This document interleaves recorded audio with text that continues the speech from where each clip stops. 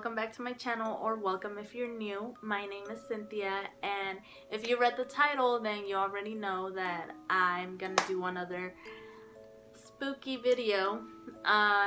Yes, in the spirits of October, I'm gonna be reading another spooky story.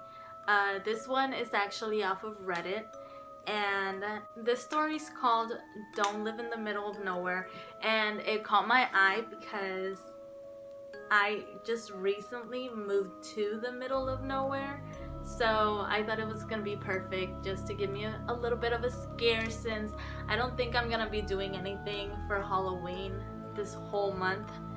I usually do because it's my favorite month, but your bitch broke, so I'm not gonna be able to do anything, and I'm too old to trick or treat, so I'm just gonna scare myself the whole month.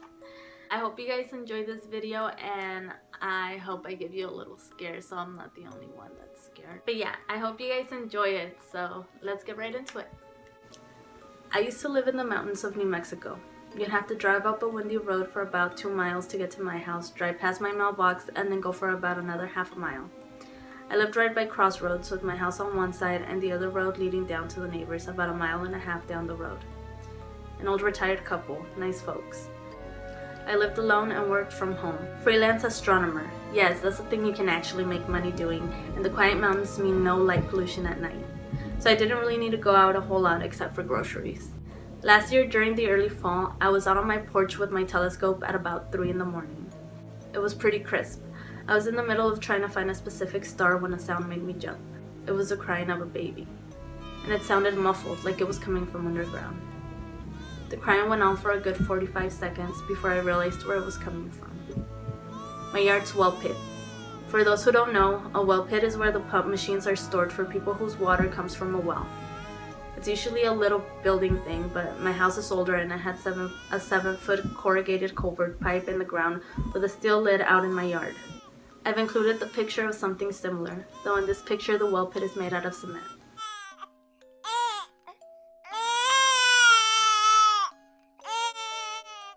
At the time, I thought the crying sound was a cat. You probably heard cats make those weird cries that sound like sick babies. I assumed the cat had somehow managed to get itself stuck in the well pit, since lizards and mice sometimes make their way down there.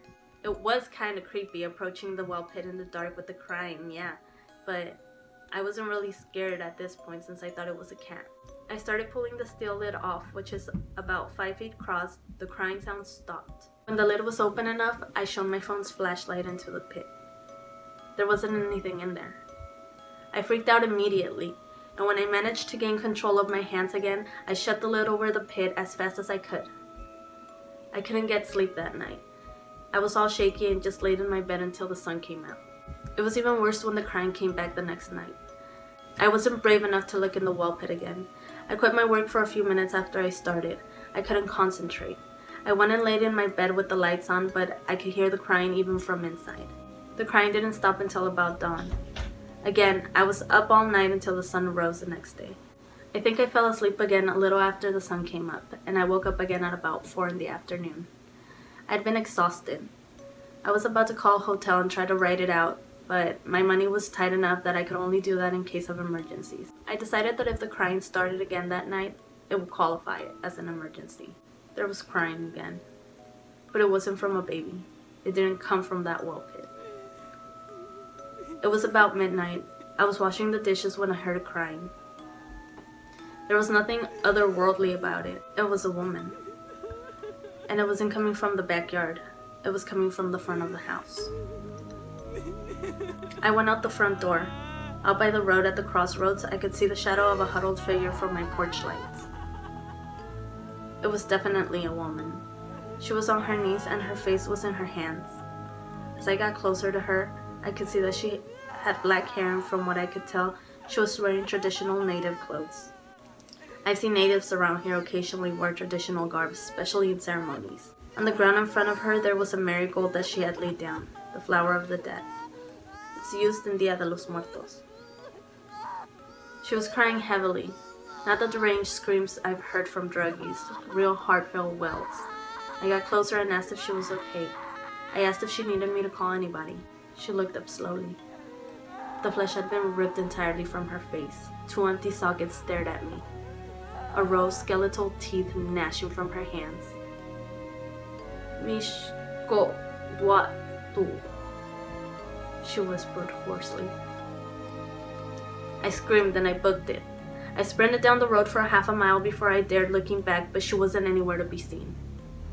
I live in the suburbs now. So that was it for this story, guys. It definitely creeped me out a lot. I'm not gonna be able to get any sleep tonight because tell me why the setting in this story sounds exactly like where I live, and my room is the only one downstairs, so I better not be hearing any crying tonight. But yeah, if you guys liked this video and you watched it all the way to the end, thank you so much. I appreciate you very much.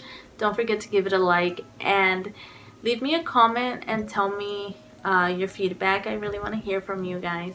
And don't forget to subscribe. I'll catch you guys next time. Bye.